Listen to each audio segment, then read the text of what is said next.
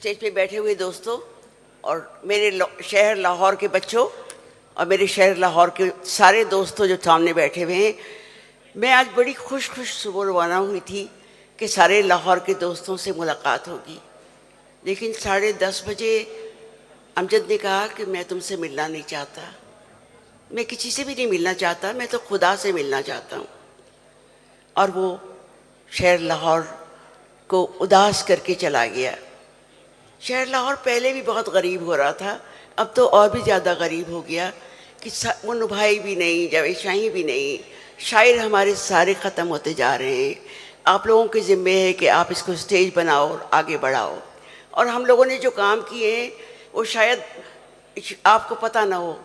जिस ज़माने में फ़लस्तीन की शायरी का मसला था, हम सब ने मिल के फ़लस्तीन की शायरी को तर्जुमा किया, फिर हमने अरब की शायरी का तर्जुमा किया, फिर हम लोगों ने उस पर मकामात लिखे और हम एक दूसरे से वो चीज़ें एक्टिव करते थे कि महमूद दरवेश ने क्या लिखा और क्या हुआ।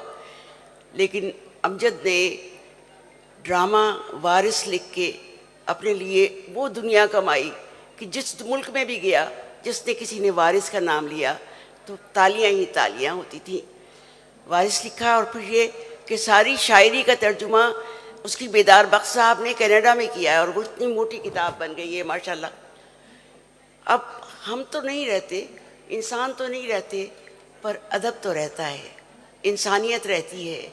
वो सारा अदब, वो सारी इंसानियत, वो सारी शायरी जो अमजद आपके सामने कर गया, आप लोग पढ़िएगा और पढ़ते रहिएगा और दुआ करते रहिएगा कि अल्लाह मियाँ जो बाकी लोग हैं उनको सलामत रखे। खुदा हाफिज़।